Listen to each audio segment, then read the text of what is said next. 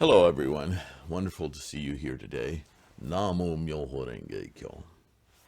Really good of you to be here, to take the time to watch another video on Buddhism, and of course, for a while now, since there's such a voluminous amount of information, very much a constant agenda of Nichiren Buddhism videos. I try to intersperse other subjects, and if you have ideas for that, feel free to suggest in the comments some specific area of Buddhism that you find either particularly vexing or that you're curious about. You don't feel on a secure footing about what it means. Those are the kinds of things that are great input for all of us in our Sangha, and gives me a great opportunity to do some restudy and some new study and to update constantly my own vernacular around clarifying the meaning of these teachings, because that's what the teachings have no value unless that's what we do with them. That's how we locate our personal paths of understanding and our Buddha wisdom. So please take the opportunity to air your questions or doubts, whatever, in the comments below. That would be hugely helpful to all of us. On that topic, there are a lot of events going on in the world today, certainly in the country I'm in at the moment, that would have us question the idea of what is our identity. Yes, it's samsaric. Yes, it's delusional. Yes, it's colored by all the infinite decisions and ideas that we've glommed onto in our mind in samsara to try to identify a self. So yes, as Buddhists, we know that it's a bit of a slippery slope. However, as Buddhists, Nichiren Buddhists, Lotus Sutra Buddhists, we know that in this very mire is our enlightenment. Our Buddhahood exists within this mire, not because the mire is good, but because that the thing that creates the mire, the formation of the mires, is our key to unlocking our detachment from the mire. Rather than have all of the I don't even want to call them obstacles, but all the realities that we face in our personal lives, in our lifetime, is a construct. But it does no good to know that it's a construct if you don't understand how it is constructed. You can look at thousands of houses all over the world, but until you see one built from the foundation up, you really don't understand what that house represents, how it is constructed. Once you understand how houses are constructed, then you can begin to be an architect of your own house. This is very much like the practice of Buddhism. We learn how our mind forms ideas, forms opinions, forms emotions, forms our entire collective of some kind of a support of an idea of selfness. And we transpose that to others as we try to evaluate others in our surroundings, right?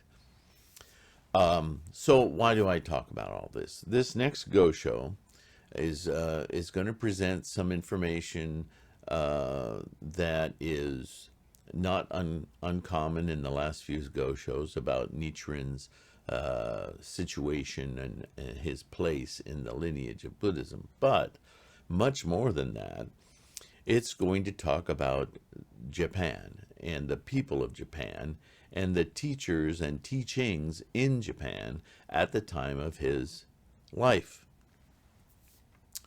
Why is that important?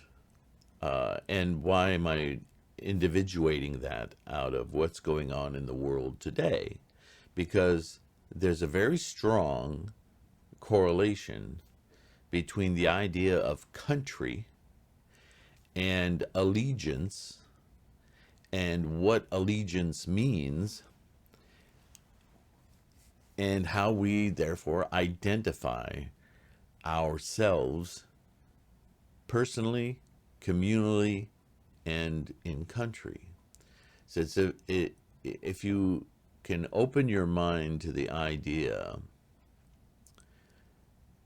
of questioning what is country, on the one level you could say, well, what is country is geography, it's earth outside or above the level of the water on the planet. You could do all of that and of course be correct, but country has with it a lot more charisma than that, doesn't it? Country also implies a certain way of thinking. How do I identify then a country?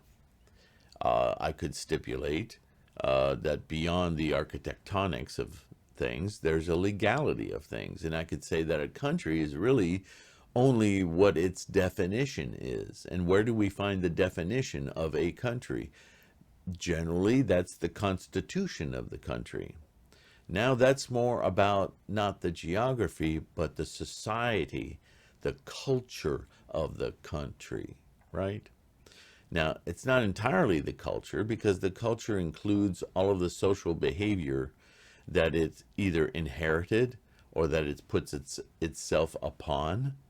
You know, for instance, the United States, it has a constitution, and it is the country that is the United States.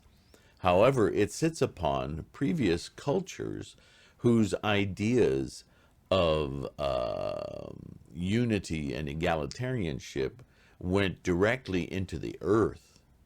Whereas you could say the Constitution of the United States is not about the earth at all, except amendments and so forth for like parks and so forth, but they're all conditions of society, relationships amongst human beings. The earth becomes kind of an aside in the United States and in most countries. We have governmental departments to look after those kinds of hard, tangible things, but the Constitution is about human beings. And what is unique in a way about the United States is that its Constitution was a little bit more radical than anything that had come before it, because it stood mainly for the egalitarian relationships amongst people and tried to create a framework to keep that egalitarianness from falling to personal interests, personal camps, even culture or religions. It worked very hard to protect the idea that fundamentally the individual should not be put upon by the society to act in a way that was against that particular person. Of course, that's an idealistic idea, right? That assumes that people aren't inherently evil, that people aren't there's a system of laws that lays on top of this Constitution, so that it doesn't say if you murder somebody that your rights should be protected to be a murderer. But even as a murderer, you still have constitutional rights. And so addressing that is the job of the judicial branch of government. So I'm not talking about the judicial branch of government. I'm talking about identity. What is a country? So if you're going to call yourself, for instance, a patriot of a country, you are essentially declaring that you are upholding and defending that Constitution. And if you want to look for ways to defend that Constitution, then you would look to the judicial or the executive branch of government. But the country that you're patriotic to is that document, the Constitution. If you are working against the constitutional framework, then you cannot perceive yourself to be or demand that others perceive you to be a patriot, because you simply are not, just by the logic of what is a country. Now, that's on a larger scale. We're also members of a human race, and we are also members of a community, of a family of individuals. And I state all of those because you should very much think of yourself as a country. Now, as your own country, you operate within the framework of the country that you're in, which is a larger scope, but you are a subset of that country, and individually, you are a country. I say all of this because it points to how we should analyze the way we act amongst ourselves with others. We need to respect others' borders, others' constitution, others' countries, right? So that's a very human, egalitarian way of thinking. And you'll find that this pops up over and over and over again in Buddhism. Buddhism is very much fundamentally egalitarian. Now that I've said all of that, let's get into this next Gosho. And I think you'll see as we go, without my having to constantly point it out, that this is really the nature of this conversation between, well, it's not a mouth-to-mouth conversation, it's in letters, but between Nichiren and Hakiri Saburo. Hakiri is, well, you'll find out. Keep it a mystery. But Hakiri has written a letter to Nichiren questioning him about certain things, and so this is Nichiren's response. Nichiren goes, "In Kamakura, there are humble priests," I don't like that word, but monks, head monks, teachers, named Chikugobo, Acharya Ben, and Acharya Daishin. Please send for them, show them respect, and hold discussions with them. So, basically, a Sangha meeting. I will explain in outline the important teachings. They are somewhat familiar with the great law that has not yet been propagated in Japan, and therefore you should pursue your studies under them. Oh, interesting. So, he's, whatever Hakiri Saburo has asked him, Nichiren is giving him guidance on how he can further his education on Lotus Sutra Buddhism. These other priests or these other monks that he's talking about are humble, which he's saying they'll listen to you, and please send for them so that you can have a meeting with either all of them or each of them individually, and use them as your guidance, your counselors, your teachers in Buddhism. And on top of their knowledge, because they're knowledgeable probably from Tendai or other Lotus schools, and have converted to Nichiren's alliteration and modernized teaching, if you will, clarity of teaching of the actual Buddha way, using the teachings of the Lotus and all of the teachings of Shakyamuni. And so he is now going to additionally send them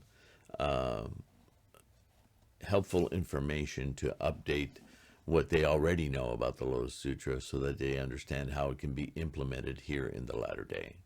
The Nichiren's doctrine, if you will. In your letter, you write as follows, quote, "As soon as your letter reached me, the doubts that I had previously entertained were swept away. Just as a strong wind blows away the layers of cloud and the bright moon comes into view. For people of the present age, however, whether high or low, these teachings are difficult to believe. That is because the Lotus Sutra promises that those who practice the Buddha's teachings will enjoy peace and security in their present existence and good circumstances in the future. Again, existences here. These are people speaking still in terms of multiple lifetimes. And we know from study that the multiplicity of lifetimes really happens from moment to moment, that all of these lifetimes are simply separate, discrete moments within this lifetime. So we can excuse him for not quite grasping that yet. If this is so, then why is it that the priest Nichiren, that Nichiren, though he calls himself a votary of the Lotus Sutra, should meet with so much persecution? People are saying that it must be because he is untrue to the Buddha's will. So here this comes up again, right? And I mean, Nichiren was put through quite a few trials in his life as the votary of the Lotus Sutra. When he was a fisherman's son, nobody gave two shakes of anything for to pay attention to him. He was meaningless. But when he started flexing his scholarship and what he was learning and saying, what I see here is a very direct line to this Lotus Sutra teaching, the lifespan chapter, and this is how it should be practiced and understood. There were a lot of people who were very comfortable with the old way of doing things, and they didn't like him voicing his opinion. So, you know the rest. He continues, with regard to these unjust criticisms, however, the persecutions I have encountered are due to my karma from the past. There is no need to be surprised at my having incurred the wrath of the government authorities. Now, this is not Nichiren talking. This is Hakiri. So, by way of explanation, if you examine the text of the Lotus Sutra, you'll find it. I may be in error there. In your letter, as well, where did the end quote? Oh, okay.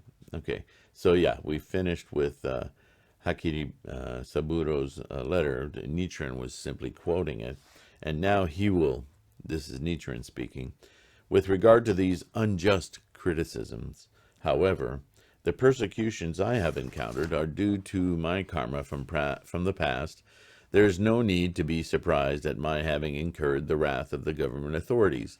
So what Nichiren is admitting to here, and he has done this many times in the past, is that he didn't start out, he didn't wake up and go, Myoho Renge Kyo. That came to him over time. He was 30 when he first announced that he was clear on the teachings and chanted Namo Myoho Renge Kyo.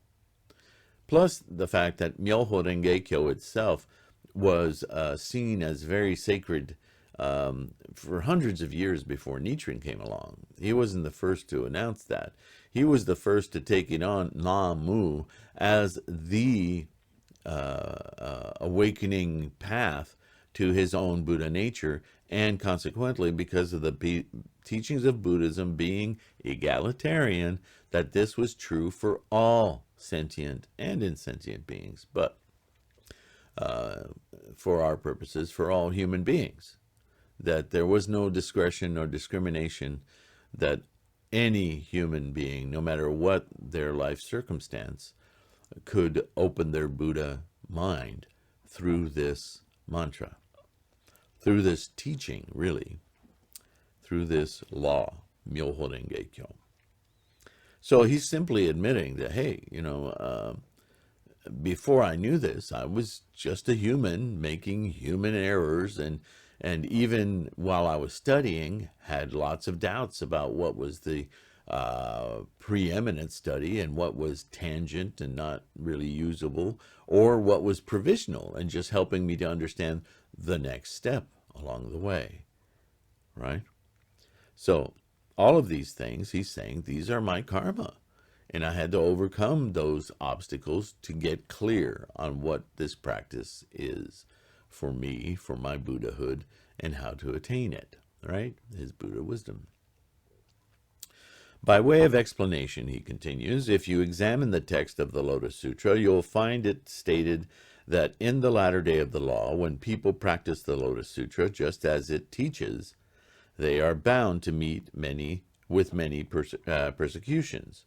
This is made perfectly clear in the text, and anyone who has eyes need only look to see what is there.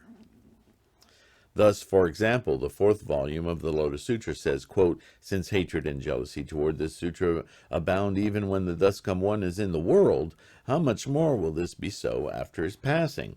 And the fifth volume reads, "It will face much hostility in the world and be difficult to believe."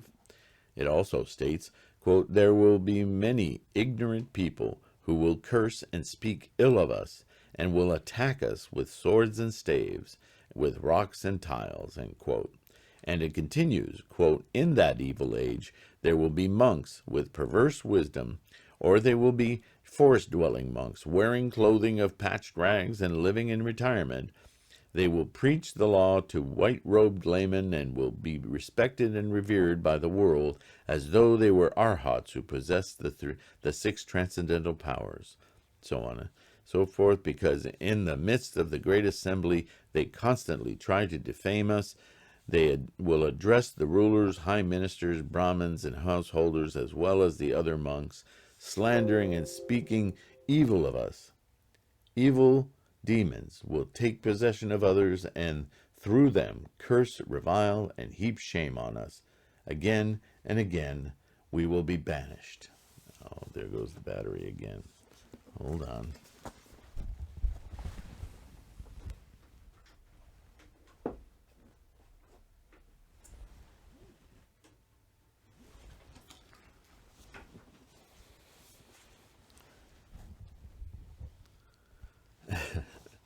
Why, oh why do I continue to forget to plug my little laptop in here? Hopefully, I think that also affects the vocal track, so I'm sorry. I won't know until I edit it how poorly the audio is, but now that it's plugged in, I'm hopeful that the audio will be better. My apologies.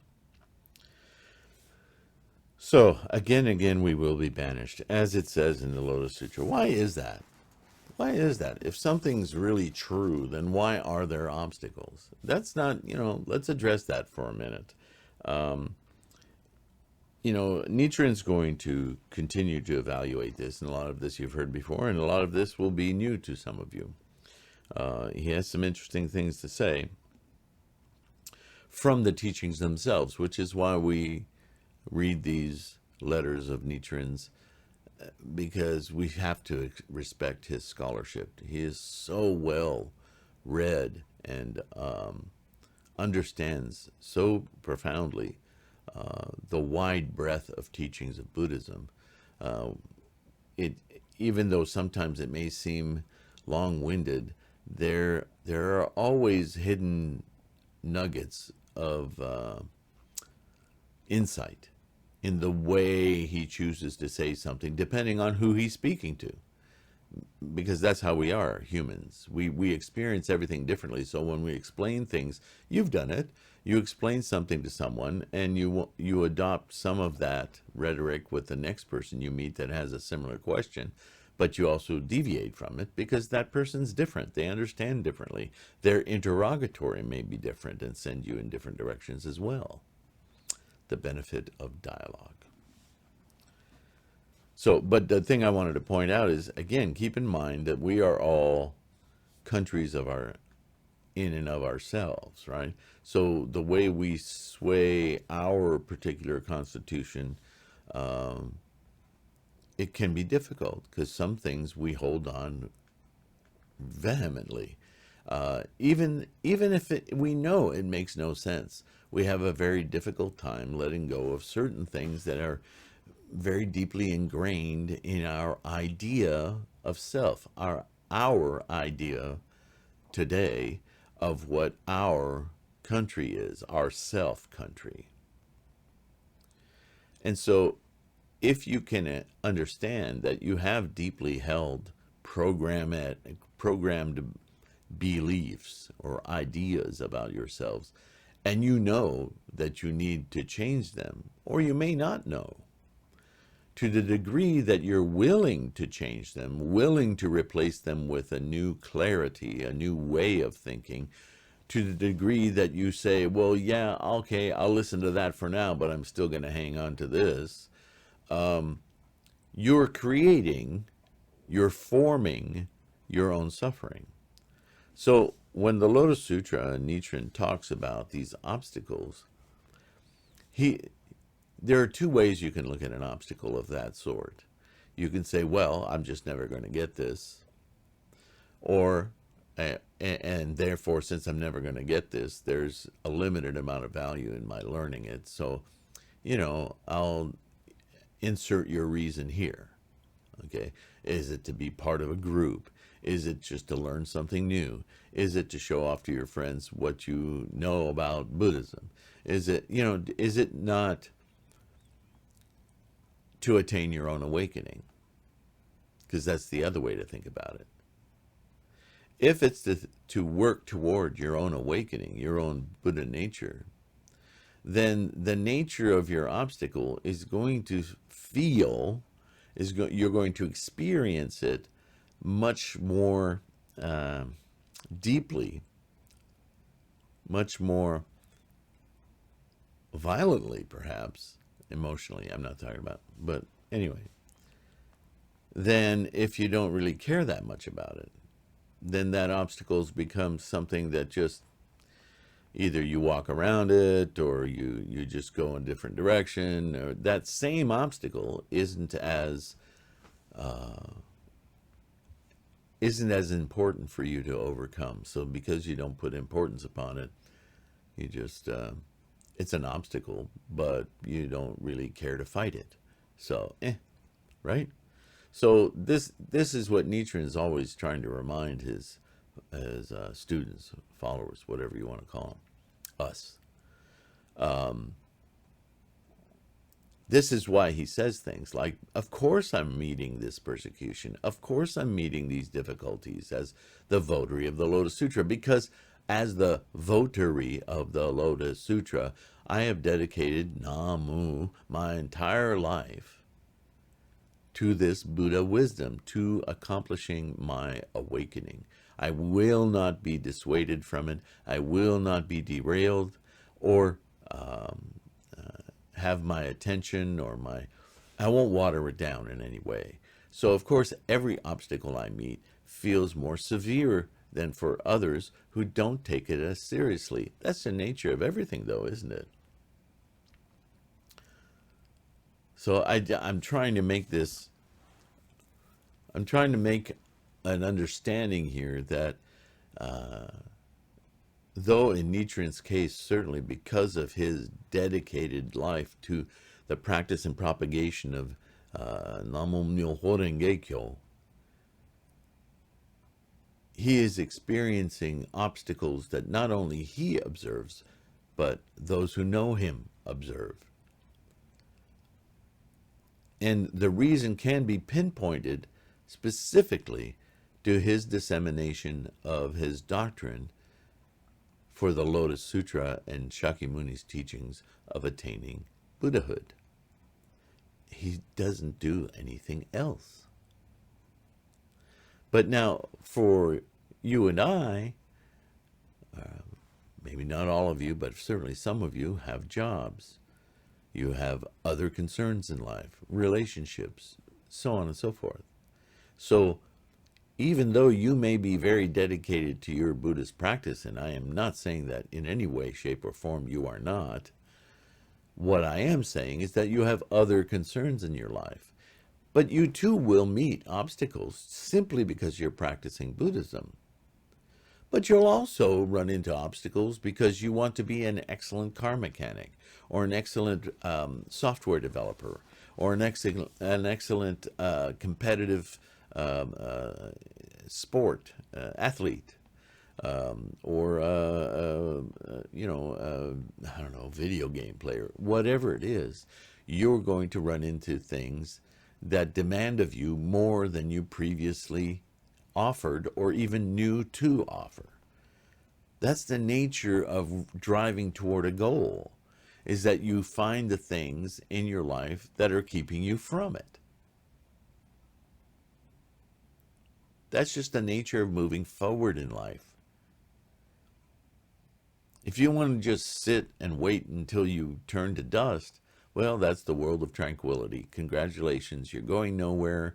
Your spirit is actually regressing because everything's in movement. Remember, you've heard me talking about inertia. So inertia, you're moving. What you do with that movement is on you. Your obstacle may be to do nothing. Well, you will have a nothing life.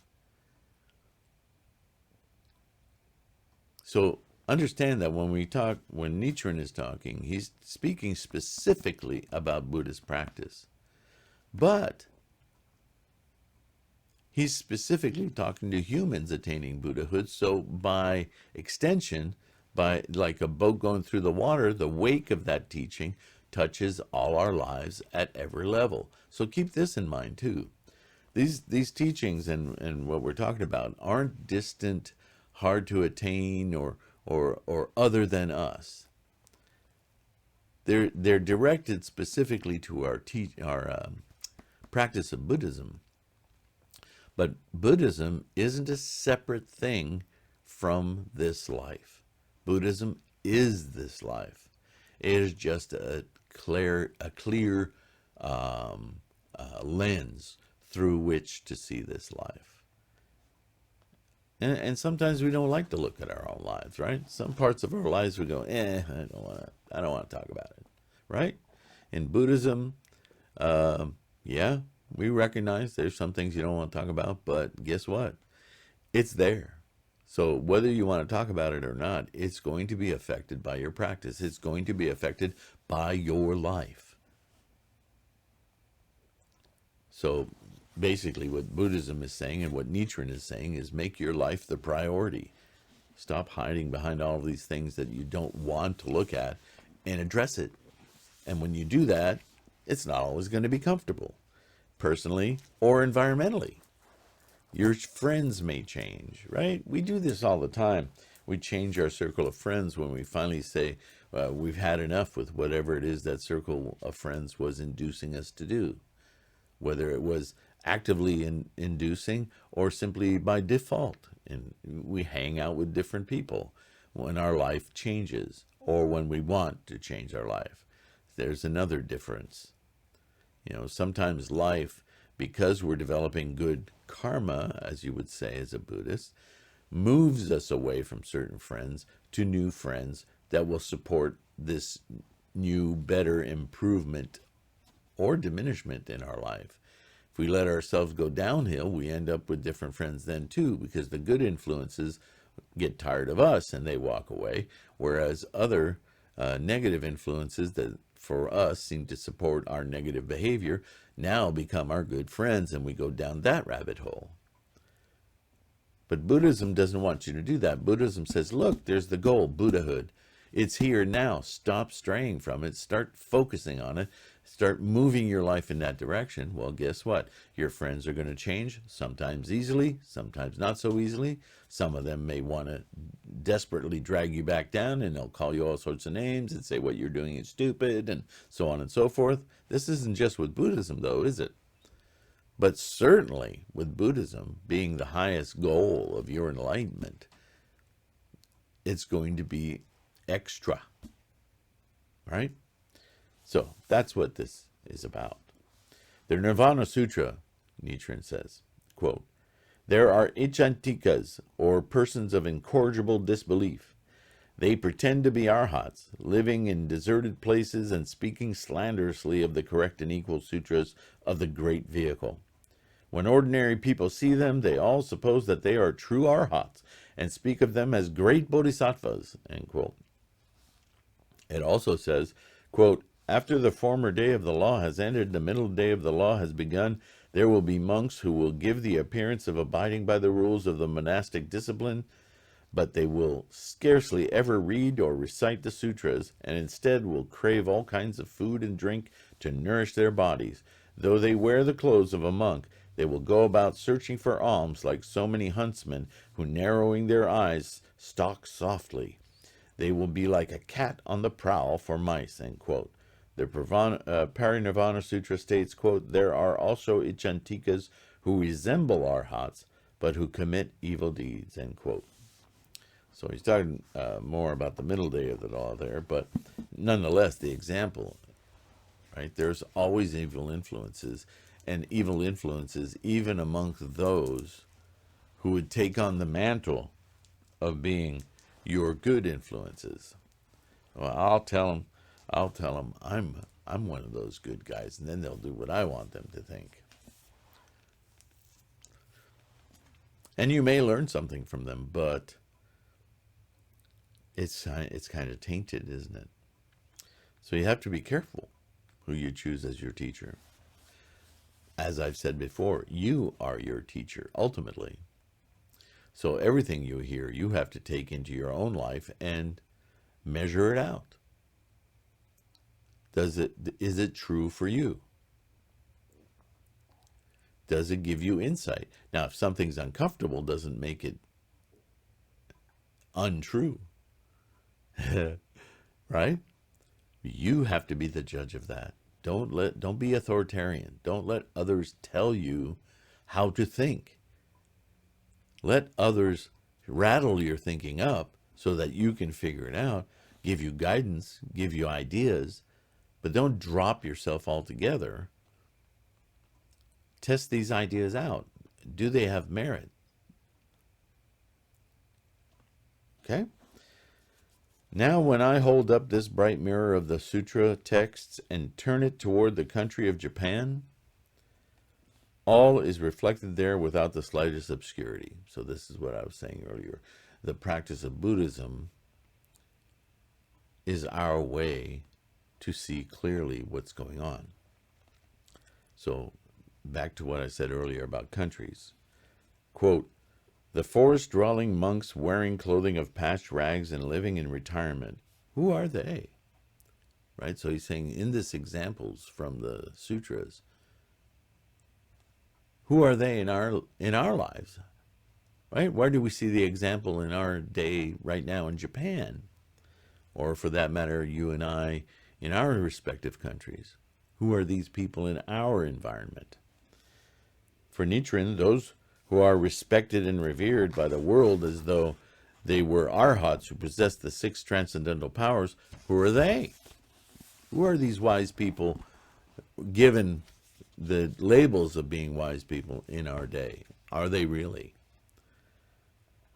When ordinary people see them, they all suppose that they are true arhats and speak of them as great bodhisattvas. Who are those people in our day? Those who, quote, give the appearance of abiding by the rules of monastic discipline but scarcely ever read or recite the sutras, unquote, who are they? Who follow the constitution of their country and who just self-servingly say whatever they want in contradiction of their constitution? Who are those people in our environment? As we see from these passages of Scripture, the Buddha Shakyamuni observed with his Buddha eye the situation that would prevail at the beginning of the latter day of the law. If in the present age there were no persons of the type that he described, then the world-honored one would be guilty of false and baseless talk. And if it were the case, who would put resolute mind and conviction in the theoretical and essential teachings of the Lotus Sutra and in the doctrine of the eternally inherent Buddha nature that was preached in the grove of salve trees? Who would put their life to it if everything he talked about wasn't verifiable in our day, in our current lives? If it wasn't verifiable, then why bother doing it? Right? Now, when in order to prove the truth of the Buddha's words, I read these sutra passages and apply them to this country of Japan, I interpret them as follows. So here's an example of what you and I can do. The passages about forest-dwelling monks who are living in deserted places refers to the teachers of Kenchoji, Jufukuji, Gokurakuji, Keininji, Tofukuji, and the other temples of the Zen, Precepts, and Nembutsu schools in Japan. These diabolical temples have appeared in the world in order to bring destruction upon the Buddhist temples of the Lotus or Tendai school on the Hiei and in other places. Those who, quote, wear clothing of patched rags and give the appearance of abiding by the rules of monastic discipline are the present-day observers of the precepts with their surplices made from 5, 7, or 9 pieces of cloth. Those who are respected and revered by the world and spoken of as great bodhisattvas are men like Doryu, Ryokan, and Shoichi. The world that looks up to them refers to the ruler of the nation and others like him in our present age, and the ignorant people and ordinary people are all the people of Japan, both high and low. So, understand, when he says ignorant people or ordinary people, he's not saying they're stupid. He's using these words, or the translator is using these words, to indicate people who are simply unaware of the essential teachings of the Lotus Sutra. So these other teachers who say, the Lotus, who needs it? It's too difficult. It's for special people. It's not for you and I. They are actually enemies of the Lotus Sutra, aren't they? Because they're creating the largest obstacle possible. They're saying, here, I look like, smell like, act like an enlightened teacher. Let me teach you how to achieve Buddhahood, and they make it so that it's never attainable for you. Not in this life. Only the essential teachings of the Lotus Sutra drop the mic moment on your Buddhahood is now extant. It is just a matter of you changing your perception, working through your obstacles, your delusions, your veils, your curtains, whatever you want to call them, that lead you away, that make you miss the mark, and see then with clarity what it is that is the formations, the pre-formations of everything that you experience. Liberate yourself from this mire of attachments. Nichiren continues, because I am an ordinary person, I am unable to believe in the Buddhist teachings. But with regard to what I am saying here, I know the situation as well as one knows fire or water when it touches one's hand to it. Bad English. Once again, Nichiren saying, look, I'm just an ordinary guy, just like you and I. I know this is very hard to believe, but what I've just said to you, what I've just read to you, I know it to be true, real. I've experienced it in my own life, and the example I've just given you is I can see it all around us. Just as sure as if you stick your hand in fire, you feel fire, and if you stick your hand in water, you feel water. It's just that obvious. Now he continues, according to the scripture, if a votary of the Lotus Sutra should appear, he will be cursed and reviled, attacked with swords and staves, and banished. In other words, he's going to meet with a lot of obstacles, especially in our day and age, in the latter day, of all of these negative influences all around us. Even like the example of food and drink for the monks. Look at the variety of sweets and gummy bears and everything else we have around us today. Try not partaking in any sweet. Look, I'm a diabetic. I know what it's like to try to avoid carbs. Oh my gosh, they're in everything. There have been more than one time when I just looked up in the air and thought, I guess I just can't eat anymore. I'm worried there's carbs in water. That's the nature of obstacles. Continuing, but if one applies this passage of the sutra to the world today, not a single person is found to whom it fits. Who then should be looked upon as the votary of the Lotus Sutra? Could it be that the enemies of the Lotus Sutra have made their appearance but that no one exists who upholds the sutra?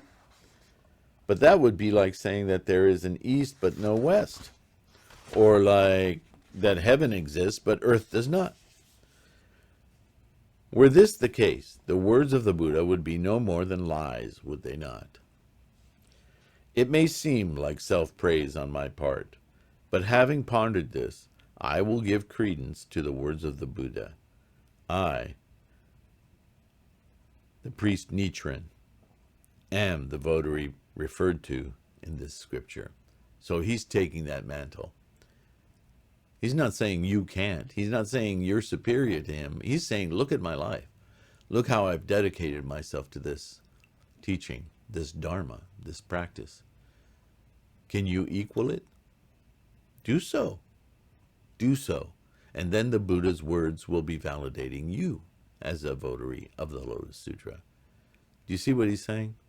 He's not trying to imply that he's superior, that he's authoritarian. He's saying, look, I'm a typical guy. I'm a normal human. But I've dedicated myself so thoroughly to this that it's no wonder that I'm experiencing these obstacles. Obstacles so large that you can see them. So give me some credit here. Stop doubting that that's what I'm doing. But he's not saying it's only me, not you. He's saying do the same. See, this isn't really given well in the translation. But this is Nichiren's example. He's saying, look, I'm trying to be an example of how to do this profoundly. So if you see me dealing with obstacles, don't doubt me. Just be prepared, because you yourself are taking on this path. And some of the obstacles that I, Nichiren, am facing are large enough that they will change the world around you and make those same obstacles lesser for you. Don't worship me. That's not the point in Buddhism. Understand how this works. It takes effort. That's all. Moreover, the Buddha, speaking of events of the past lifetime, says in the Never Disparaging chapter, quote, at this time there was a bodhisattva named Never Disparaging, ... They spoke ill of him and cursed him, ... Some among the group would take sticks of wood or tiles and stones and beat him and pelt him, end quote. In this way, Shakyamuni Buddha cited his own practice as a bodhisattva in the past to encourage and hearten the votary of the Lotus Sutra in the beginning of the latter day of the law. So there it is.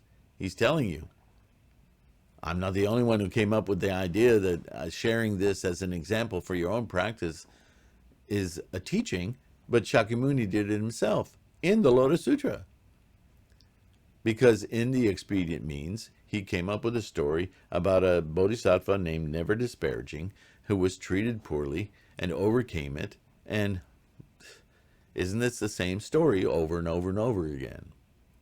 Just understand that whenever you take on any kind of goal of value in your life, what's the saying we humans use all the time? We use it often in athletics. No pain, no gain. It doesn't mean that you should launch yourself into pain so that you can gain. It means that when you have an admirable goal, that you want to excel at something, of course, it's not just sitting there in front of you for you to pick it up. It's a goal of attainment. And everything in Buddhism is about attaining awakening, attaining Buddhahood, attaining enlightenment. Of course, it's a lofty goal. Of course, driving yourself toward that goal will unearth, unveil those things that are keeping you from experiencing it. Right? So either the hardship buries you, or you see it as a badge. You see it as a lighthouse along the way that's saying, dang, you're going there. Just get through this. You can't get to the top of the stairs without walking up the stairs. and it's not easy. You keep doing it until it is easy. And then guess what? You're just there. You don't have to go up the stairs anymore. Namo Myoho Renge Kyo. All right. I'm going to pause here, and we'll continue. Hopefully with the power plugged into my laptop. Another little obstacle I have to like dropping books that I have to overcome. Not a problem. Good to talk to you. It's been a few days. I've been going through my own fun stuff. So hopefully you're hanging in there, and we're getting this new year started out right, or this new day, or this new week. Deepen your practice. Support our Sangha if you can. Deep appreciation for your participation.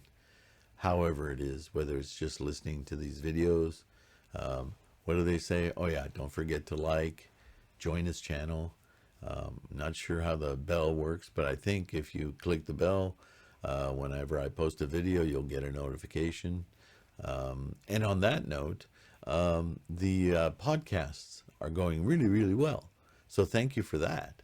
Of course, there's no profit in it for me, other than knowing that I am doing my best to promulgate Nichiren's teachings and Buddhism's teachings in general.